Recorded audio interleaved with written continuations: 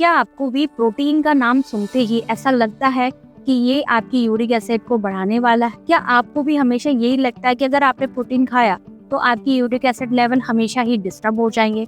अगर आपका जवाब हाँ है तो ये वीडियो आपके लिए है, क्योंकि आज के इस वीडियो में मैं आपके सारे ये डाउट जो है वो क्लियर करने वाली हूँ। और कई बार ऐसा होता है कि जो लोग को यूरिक एसिड बढ़ा हुआ रहता है वो प्रोटीन के सोर्सेस को खाना एकदम ही कम कर देते हैं या बिल्कुल ही छोड़ देते हैं, जिसकी वजह से उनके शरीर में कई सारी ऐसी दिक्कतें जो है वो शो होने लगती है। जबकि प्रोटीन आपके दुश्मन नहीं होते हैं। अगर आप उन्हें सीमित मात्रा में खाएं और सही से खाएं तो ये आपकी जरूरतें भी पूरी करेंगे और आपकी यूरिक एसिड को मेंटेन या कंट्रोल करने में भी हेल्पफुल रहते हैं। तो आज की इस वीडियो में मैं आपको 5 ऐसे बेस्ट प्रोटीन सोर्सेज बताऊंगी जो आप अपनी डेली डाइट में शामिल कर सकते हैं, जिससे आपकी हेल्थ भी अच्छी रहेगी और यूरिक एसिड भी नहीं बढ़े। तो चलिए हम फटाफट जान लेते हैं कौन से ऐसे प्रोटीन सोर्सेज हम खा सकते हैं। सबसे पहले ये समझना जरूरी है कि ये यूरिक एसिड और प्रोटीन का चक्कर क्या है। देखिए, यूरिक एसिड आपकी बॉडी में जब बनता है जब प्यूरिन मेटाबॉलिज्म होता है, यानी कि प्यूरिन नाम का एक प्रोटीन होता है, उसका मेटाबॉलिज्म जब हमारी बॉडी में होता है तब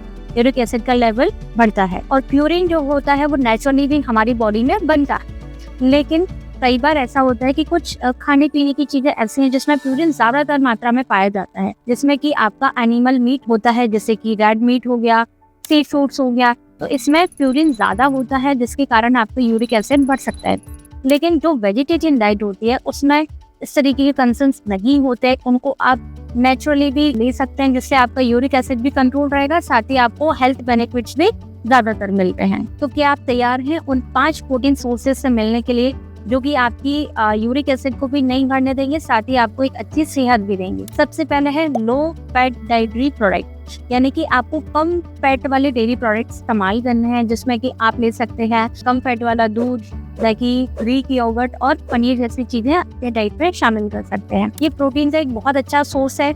इससे आपकी बॉडी में ना ही प्यूरिन बहुत ज्यादा बढ़ती है, साथ ही आपकी जो बहुत सारे हेल्थ इश्यूज होते हैं उसमें भी प्रोटीन का इंटेक अगर आप अच्छे से रखते हो तो उसके मैनेजमेंट में भी आपको हेल्प मिलती है। इन सभी चीज़ों को अगर आप अपनी डेली डाइट में कंज्यूम करते हैं तो आप जैसे दही है उसको आप अपनी स्मूदी वगैरह में मिला के ले सकते हैं।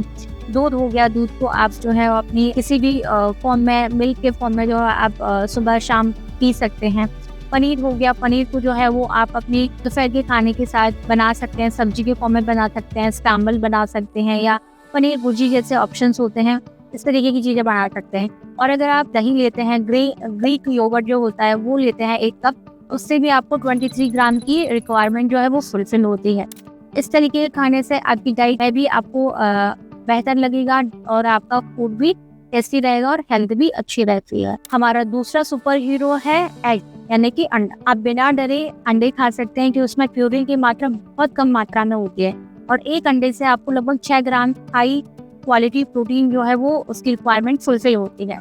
एग को जो है वो आप अपनी डेली डाइट में शामिल कर सकते हैं, जैसे कि आप उबले अंडे खा सकते हैं, अंडे की ऑमलेट बना सकते हैं, या एग को स्क्रैम्बल्ड फॉर्म में जो है वेजिटेबल्स के साथ जो है वो आप यूज कर सकते हैं। और एक बढ़िया ऑप्शन है, इससे आपकी एसेंशियल अमाइनो एसिड की रिक्वायरमेंट है वो भी फुलफिल होती है और इसमें आप इसको कह लीजिए एक तरीके का बूस्ट है, ये प्रोटीन का बूस्ट है, तो आप इसको अंडे को जरूर से अपनी डाइट में शामिल कर सकते हैं। तीसरे नंबर पे आती है सोया या टोफू जैसे प्रोडक्ट। पहले ऐसा माना जाता था कि सोयाबीन से आपकी यूरिक एसिड लेवल जो है वो बहुत ज़्यादा बढ़ सकते हैं, लेकिन कई रिसर्चेज हुए हैं जिसमें ये आया है कि अगर आप इन्हें सही मात्रा में उपयोग करें तो ये आपकी यूरिक एसिड को ना ही बढ़ाएंगे, जबकि यूरिक एसिड को मेंटेनेंस के लेवल में रखने में भी आगे रिजल्ट देती है। टोफू जो होता है वो सोयाबीन से बनता है, इससे आप जो है वो अगर सही मात्रा में लेते हैं तो ये आपको एक बेनिफिट ही देगा। अगर आप 100 ग्राम टोफू लेते हैं तो इससे 8 से 10 ग्राम आपको प्रोटीन जो है वो मिल जाता है। इसे आप जो है वो भुर्जी के जैसे खा सकते हैं,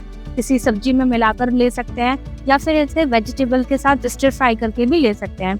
सोया या टोफू एक वर्सेटाइल ऑप्शन है और साथ ही ये आपको जो मीट होता है या नॉनवेज भी होता है उसके रिप्लेसमेंट में भी एक अच्छी तरीके से आप इसे उपयोग कर सकते हैं। चौथा और इम्पोर्टेंट सोर्स है आपकी सभी प्रकार की दालें, फलियां और बीन्स।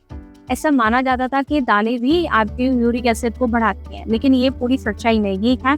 रिसर्च में अगर हम देखें तो दाल जो है वो आपका, दाल या फलियां जो भी है वो आपकी प्लांट बेस्ड प्यूरिन है एनिमल बेस्ड प्यूरिन जो है वो ज़्यादा खतरनाक होता है, ज़्यादा नुकसानदायक होता है, जबकि प्लांट बेस्ड जो प्यूरिन होता है वो उतना नुकसानदायक नहीं लेता है अगर आप इसे सही मात्रा में उपयोग करते हैं। आप जो है अगर पकी हुई दाल लेते हैं, आधा कप पकी हुई दाल लेते हैं, तो इससे करीब 7 से 9 ग्राम जो है वो आपकी रिक्वायरमेंट प्रोटीन की फुलफिल होती है। और साथ ही जो दालें होती हैं वो फाइबर का भी अच्छा सोर्सेस होती हैं, और साथ ही पाचन क्रिया के लिए भी अच्छा जो है सोर्स मानी जाती है। आप अपनी डेली की डाइट में दाल को ले सकते हैं, स्टीम्स के फॉर्म में ले सकते हैं, या फिर दालों को स्प्राउट्स करके भी आप इसमें वेजिटेबल मिक्स करके भी एक अच्छा सैलेड के रूप में जो है वो दालों को डेली बेसिस पे ले सकते हैं। हमारा 5वां सोर्स है नट्स एंड सीड्स, यानी कि सभी प्रकार के आपके नट्स या मेवे आ जाते हैं और बीज आ जाते हैं। मेवे में आप अखरोट हो गया, काजू हो गया, बादाम हो गया, बीज में आपके कद्दू के बीज, सनफ्लावर के सीड, अलसी के बीज, इस तरीके के बीज रहते हैं। ये जो है इसमें प्यूरिन की जो मात्रा होती है वो भी कम होती है, साथ ही यूरिक एसिड को भी ये इतना नहीं बढ़ाते। इसके साथ साथ इसमें फाइबर मिलेगा आपको, एंड एंटीऑक्सीडेंट से जो है वो भरपूर होते हैं, साथ ही आपकी हार्ट हेल्थ के लिए भी ये अच्छे रहते हैं। अगर आप हैम्प सीड लेते हैं 3 बड़े चम्मच, तो इससे लगभग 10 ग्राम की पूर्ति आपकी प्रोटीन की जो है वो डेली बेसिस पर हो सकती है। आप जो है सीड्स को और ड्राई फ्रूट्स को अपने डेली की डाइट में जो है वो शामिल कर सकते हैं। ड्राई फ्रूट्स जो है वो इसमें एक गुड क्वालिटी ऑफ एंटीऑक्सीडेंट्स होते हैं, and side good quality of fat होता है, आप इन्हें डेली ले सकते हैं। साथ ही अगर आप इनको पानी में भिगो के इस्तेमाल करते हैं तो ये आपकी सेहत को और ज़्यादा फायदा पहुंचाते हैं, एंटीऑक्सीडेंट से भरपूर होंगे और आपकी हार्ट हेल्थ का भी ध्यान ये रख लेते हैं। इन 5 प्रोटीन सोर्सेस के अलावा आपको कुछ बातों का ध्यान रखना है, जैसे कि सबसे पहला खूब सारा पानी पिएं। अगर आप पानी अच्छी मात्रा में पीते हैं तो ये भी यूरिक एसिड को बॉडी से निकालने के लिए हेल्पफुल रहता है, आपकी बॉडी में डिटॉक्सिफाई करता है और जो टॉक्सिन्स होते हैं उनको भी शरीर से बाहर निकालता है। दूसरा ध्यान रखना है कि आपको जो है वजन कंट्रोल में रखना है, यानी कि वेट मैनेजमेंट करना है। अगर आप बहुत ज़्यादा ओबेस हैं, मोटापा है, तो ये भी यूरिक एसिड के लेवल को फ्लक्चुएट करता है। तो अपने अगर आप वजन को मेंटेन करके रखेंगे तो ये भी यूरिक एसिड के लेवल्स को मेंटेन करके रखें। थर्ड, आपको ध्यान रखना है कि जितनी भी मीठी चीज़ें हो गई, मीठे ड्रिंक्स हो गए, जैसे कोल्ड ड्रिंक्स हो गई, शराब हो गया, बियर हो गई, इस तरह की चीज़ों से आपको जो है दूरी बनानी है, क्योंकि ये सबसे इम्पॉर्टेंट कारण होते हैं आपकी बॉडी में यूरिक एसिड को बढ़ाने के लिए। तो इनको जो है वो आपको कट ऑफ करना है। तो देखा आपने कि आप कैसे अपनी डेली डाइट में प्रोटीन के सोर्सेस को ऐड भी कर सकते हैं और सेहतमंद भी रह सकते हैं। आप मुझे कमेंट में बताएं कि आप इससे पहले कौन सा प्रोटीन ले रहे थे और अब आगे कौन सा प्रोटीन अपनी डाइट में ऐड करने वाले। अब आप बिना डरे हेल्दी और पौष्टिक प्रोटीन का मजा ले सकते हैं। इसे अपनी डेली डाइट में शामिल करें और यूरिक एसिड को मैनेज भी किया जा सकता है। साथ में आपकी शरीर की बैलेंस डाइट है उसको भी कंप्लीट किया जा सकता है।